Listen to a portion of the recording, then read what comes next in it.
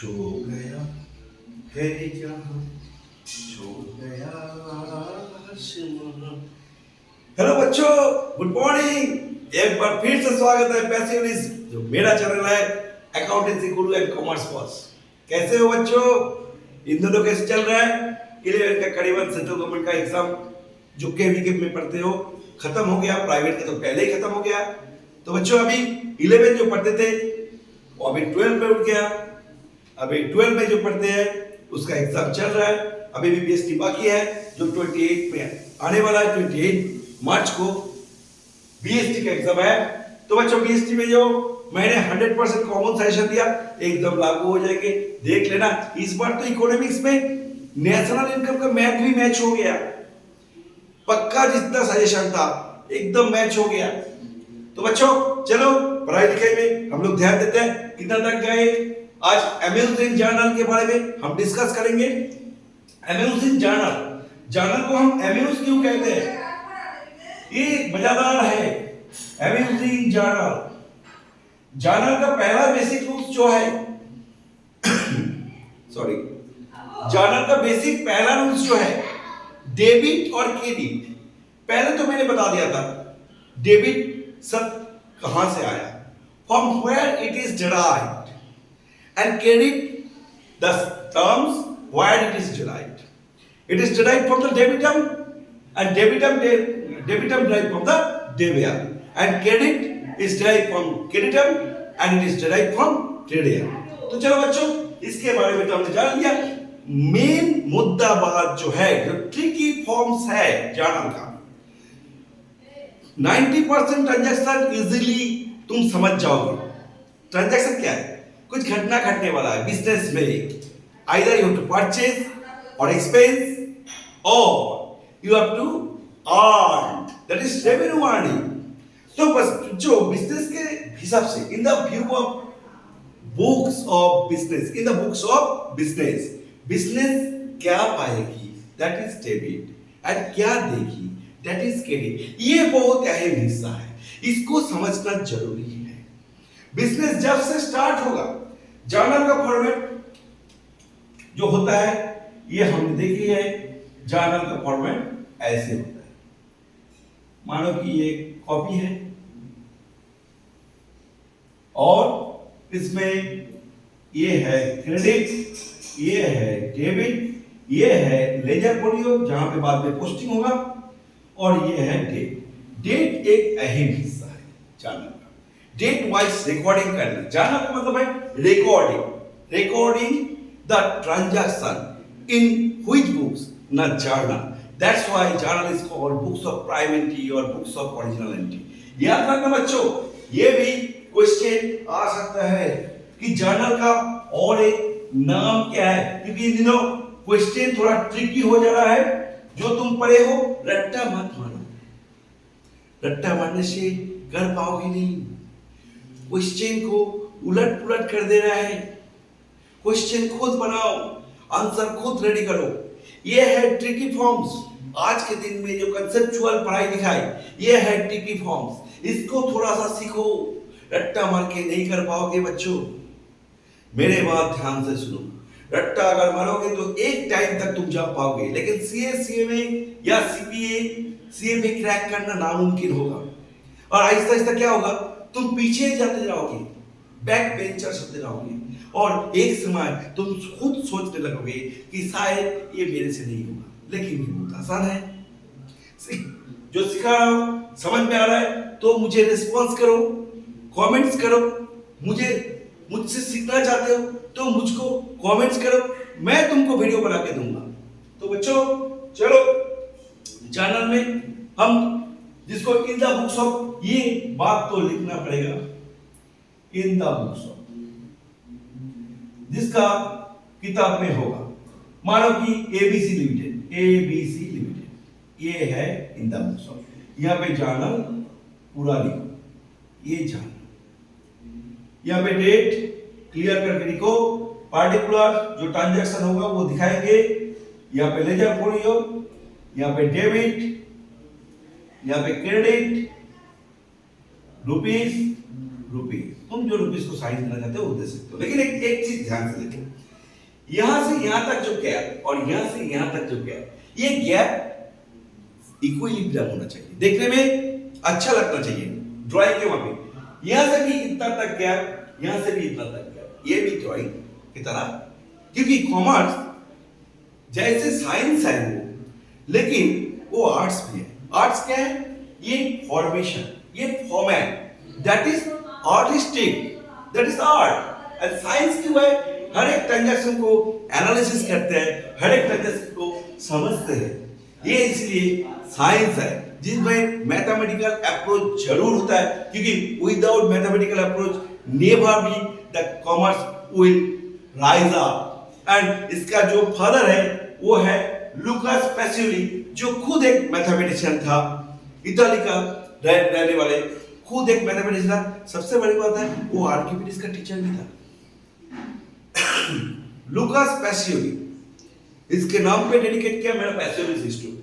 तो बच्चों ये तो समझ में आ गया कि जर्नल हो या लेजर हो, बाद में लेजर सीखेंगे, कैश बुक सीखेंगे, बहुत सारे कुछ सीखना है जो भी है, लेकिन इसका फॉर्मेट परफेक्ट होना चाहिए। अगर तुम परफेक्टली टीचर को अट्रैक्ट नहीं कर पाओगे तुम्हारे कॉपी की तरह, तो कैसे नंबर देंगे? अगर फॉर्मेट तुम गड़बड़ी की तरह, हड़बड़ी की तरह उल्टा पुल्टा कर दिया, जैसे मानो कि हिस्ट्री लिख रहे हो या ज्योग्राफी लिख रहे हो या कोई लिटरेचर कर रहे हो, उसके साथ कॉमर्स का अलग सिचुएशन है। It is format wise perfect होना चाहिए। मेरे पास समझ में आया? तो चलो बच्चों इसको स्केल से करना, मेरे जैसे हाथ से मत करो, स्केल से करो, स्केल पेंसिल यूज करो। तो चलो बच्चों, कभी भी कोई बिजनेस स्टार्ट होता है तो वो कुछ कैश या कुछ फर्नीचर, कुछ मशीनरी, बहुत सारे चीज लेकर वो स्टार्ट कर सकता है। यहाँ पे हम सीधी भाषा में सीखेंगे, started business with cash ₹5 lakh. Started business with cash, मानो कि अप्रैल का 1 तारीख को 2026 अप्रैल 1 बिजनेस स्टार्ट किया, स्टार्टेड बिजनेस विद कैश। इसमें बिजनेस को क्या मिला? बिजनेस को मिला कैश, तो कैश अकाउंट डेबिट, पहला कैश अकाउंट डेबिट, टू यहां पे लिखो, देखने में अच्छा लगेगा। टू, बिजनेस क्या दे रहा है? बिजनेस कुछ प्रॉमिस या ट्रस्ट दे रहा है। किसको दे रहा है? ओनर को, खुद जो प्रोप्राइटर है या ओनर है बिजनेस का, उसको ट्रस्ट दे रहा है कि हम बाद में तुम्हारा ये रुपया चुकता कर देंगे, अभी एक कर्जा के स्वरूप मेरे पास अमानत है, तो उसका नाम है कैपिटल। ओनर को जब ट्रस्ट दिया जाता है उसका नाम होता है कैपिटल। टू कैपिटल है, टू कैपिटल।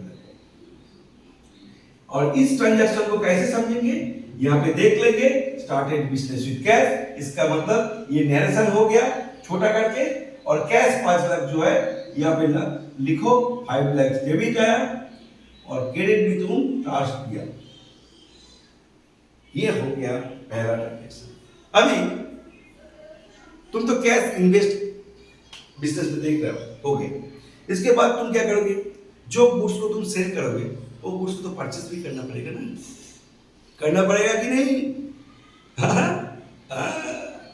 करना पड़ता है। अगर गुड्स तुम परचेस नहीं करोगे तो कैसे सेल करोगे? अभी गुड्स के बारे में बहुत सारे कहावत है, लेकिन 2 हिस्सों में इसको बांटा गया, एक इंटरमीडिएट गुड, एक फाइनल गुड या कंजम्पशन गुड, कंज्यूमेबल गुड्स। तो जब बिजनेस सेल करने के लिए कोई गुड्स खरीदता है उसको इंटरमीडिएट गुड्स कहा जाता है। जैसे मानो इस बिजनेस में सिंपली दिखाया, purchase goods for ₹2 lakh, purchase goods for ₹2 lakh. इसको हम नरेशन में दिखाएंगे। अप्रैल 3 में अगर तुम मान लेते हो कि ये ट्रांजैक्शन हुआ है, purchase goods for ₹3 lakh, purchase goods for ₹3 lakh. इसको कैसे, इसमें बिजनेस को क्या मिला? बिजनेस को गुड्स मिला, नाम क्या है? परचेज, क्योंकि ये सेल करने वाला चीज है।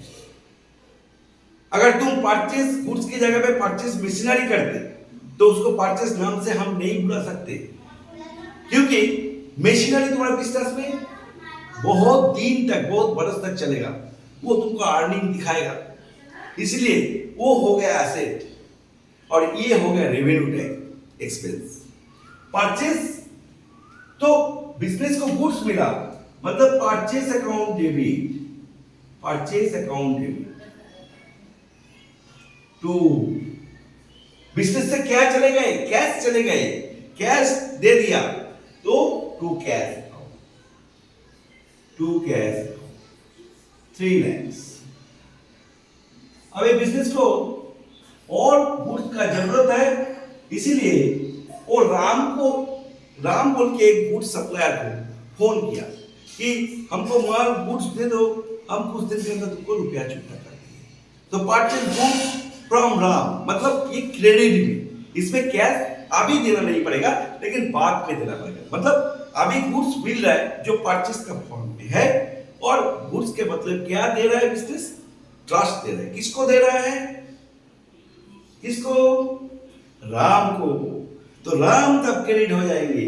अब purchase goods from Ram ₹1 lakh, purchase goods from Ram, इसमें कैश का कोई नाम नहीं है। अप्रैल 5 में ये घट्टा घटा, तो परचेज गुड्स मिला, purchase account debit, naturally goods आ गया, बिजनेस को मिल गया गुड्स, मतलब उसका नेम है परचेज, टू जिसको वो दे रहा है, ट्रस्ट दे रहा है, उसका नाम है राम। अगर परचेज गुड्स ऑन क्रेडिट लिखता तो यहाँ पे टू क्रेडिटर हो जाते, टू क्रेडिटर हो जाते। समझ में आ रहा है बच्चों? क्या समझ में आ रहा है ना? तो चलो आज इतना तक। बहुत सारे जानना डिस्कस करना है, एक लेंदी वाला 45 मिनट्स का एपिसोड बनाएंगे, आज इतना तक कर पाएंगे, बाकी आगे जाके दिखा जाएंगे। तो चलो बच्चों भाई, अगर अच्छा लगे तो कमेंट्स करो, फॉलो करो, जो भी करना है करो, लेकिन पढ़ो ठीक करके, पढ़ो अपना मन से, प्यार से। आप प्यार से पढ़ोगे तो आगे जाके इसको किसी के पास से समझने नहीं होगा, समझना नहीं पड़ेगा। तो बच्चों चलो बाय।